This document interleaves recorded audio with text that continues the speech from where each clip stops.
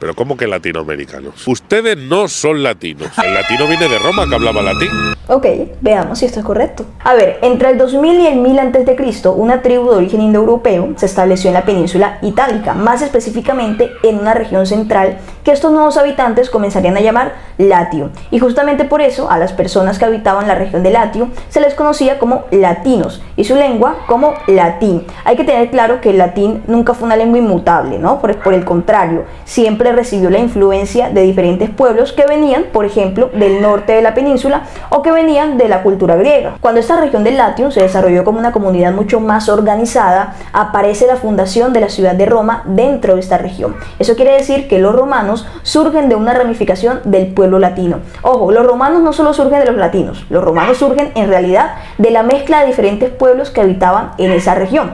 Pero entre ellos destacaba la cultura latina, tanto que esa fue la cultura que el Imperio Romano decidió expandir e imponer en todas sus colonias, especialmente su lengua, el latín. Eso sí, el latín que se llevaba a las colonias era el latín vulgar, porque el latín clásico, que también se conoce como culto, ¿no?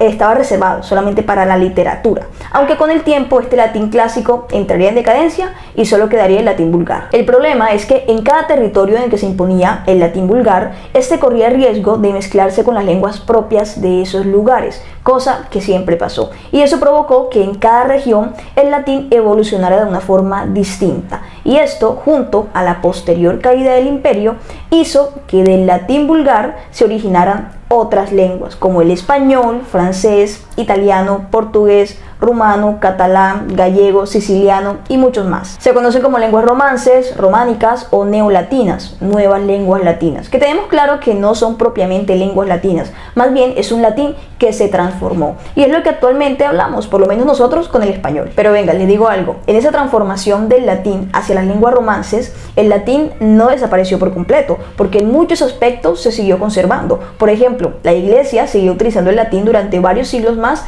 para difundir su doctrina religiosa. Para el siglo XVIII muchos académicos seguían utilizando el latín. Para el siglo XVI los españoles aquí en América instalaron las primeras escuelas de latinidad para enseñar latín y asimismo los colegios y las primeras universidades que los españoles pusieron aquí en América tenían como lengua oficial el latín, solo se podía hablar en latín. Los indígenas inicialmente fueron evangelizados en latín y hasta en los primeros años de república, por lo menos aquí en Colombia, el latín se seguía enseñando en el bachillerato. Entonces esta parte del video en América ni se ha hablado latín. No es correcta, porque aquí en América no solo se aprendió una lengua romance, que es el español, sino que se estuvo bajo la influencia directa del latín. Entonces, según todo eso, sí es correcto que nos llamemos Latinoamérica. A ver, si nos vamos a lo que dice la RAE, esta acepta que se le diga latino a cualquier pueblo que hable una lengua derivada del latín y pone como ejemplo a los países latinos de América. Pero ojo, aquí tiene que quedar claro algo definitivamente, y es que no solo en América hay países latinos, porque primero, como ya vimos, los latinos originaron realmente en la península itálica. Y segundo, porque cualquier país del mundo que hable una lengua romance puede considerarse latino. Francia, Italia, España, Portugal, Rumanía, etc. Es más, así como se habla de una América Latina, también se habla de una Europa Latina. Pero que lo acepte la RAE, ¿sí lo hace verdaderamente correcto? Ahí está la pregunta difícil. Yo personalmente utilizo el latinoamericano sin ningún problema, crecí con eso, se hace parte de mi costumbre, es lo que siempre escuché. Pero si tuviera que ponerme muy estricta con el tema, lo primero que diría es que si nuestro continente se llama América, pues deberíamos ser solo eso, americanos, o en mi caso que soy colombiana, sudamericana. Pero les voy a contar por qué las cosas no pasaron así.